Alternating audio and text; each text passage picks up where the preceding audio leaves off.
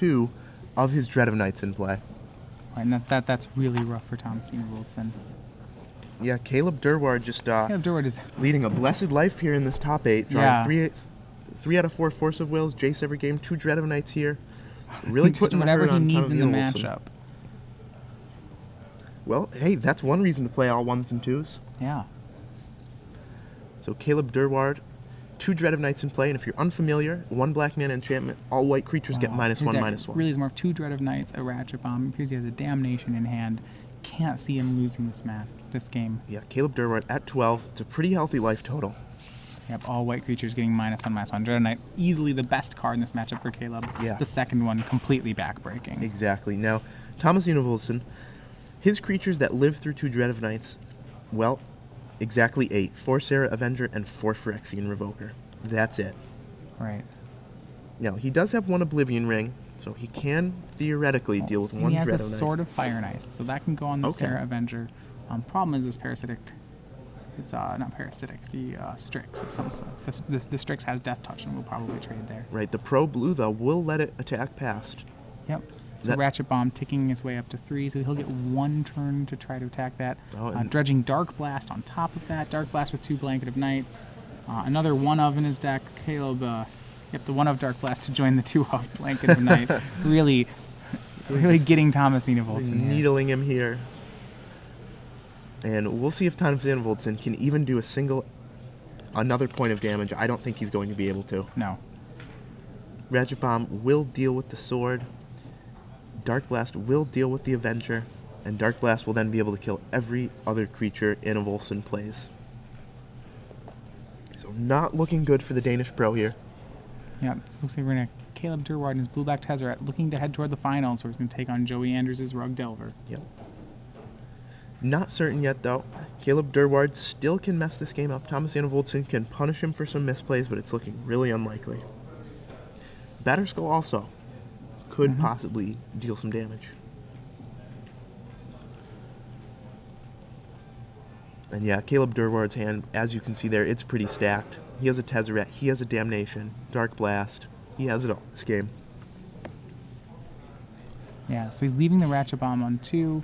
I think, going to make Tezzeret pluses up to 4. Finding the artifact, he's more than happy to take some damage off the Sarah Avenger. Right. Finding Wormcoil Engine. Wow. Yeah, just wow. Caleb Durward showing us what 4-drops can do in Legacy.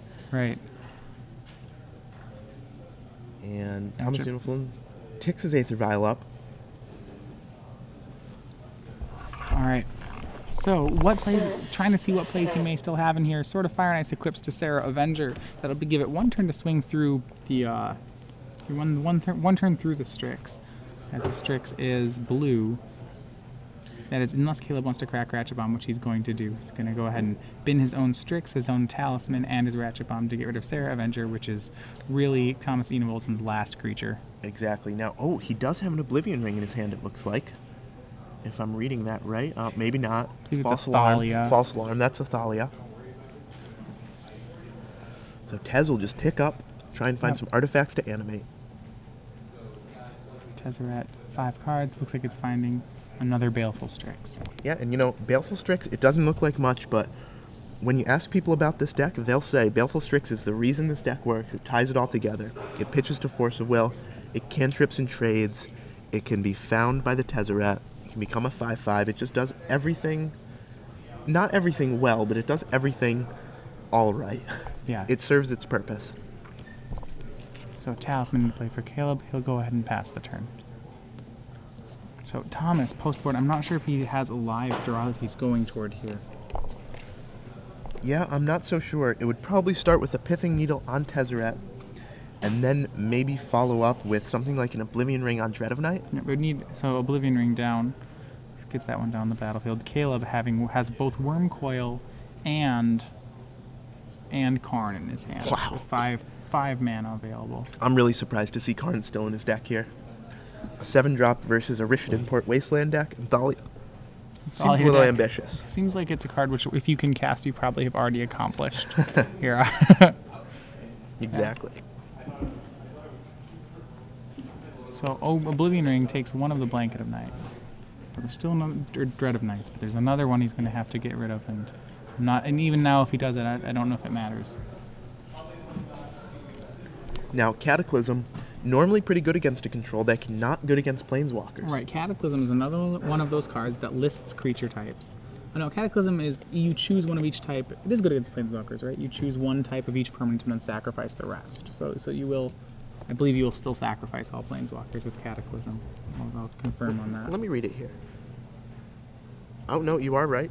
Yeah. Each player chooses from the permanents he or she controls an artifact, creature, and enchantment land, sacks the rest, so it will get rid of that Tezzeret if he can resolve one. The biggest problem is that, well, okay, now Karn is down, so okay. Yeah, this is, I was like, if he gets the Wormcoil Engine down, then he can choose Wormcoil Engine, you know, as an artifact or a creature, and then right. Well, or he can choose something else, sacrifice the Wormcoil, and still have an army post Cataclysm.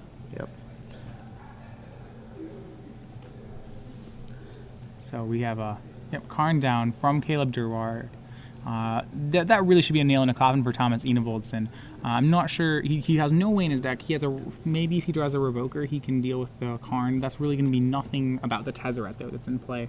I think there's just too many large permanents for Thomas to answer, and that's not to mention that Caleb still has a Wormcoil in his hand. Yeah, this game, all but locked up for Caleb Durward. He should be moving on to the finals to face Joey Andrews. Right. And the Rug Delver matchup, one that I think Caleb likes that matchup. Yeah, he said so himself after the Swiss. He said that was the matchup I think he wanted to face the most. Right. And I think the biggest matchup that he's happy to not have around, I'm pretty sure that the fact that he's pretty happy that Chris Anderson did not make the finals, that would have probably been a very, from what I can tell, a very difficult matchup for him. Yeah, I would say borderline unwinnable. The Enchantress deck would virtually be goldfishing, but right. Anderson knocked out by the Delver deck. On the other hand, we thought the same thing about Omnitel. It was basically goldfishing minus 4 cards, but those cards came in at just the right time. Yeah, they showed up. Sometimes you draw 3 of 4 Force of Wills. All right. Enevoldsen. And I like how Enevoldsen is staying in this game. You know, that's probably more resilience than I would have in this sort of situation. Yeah.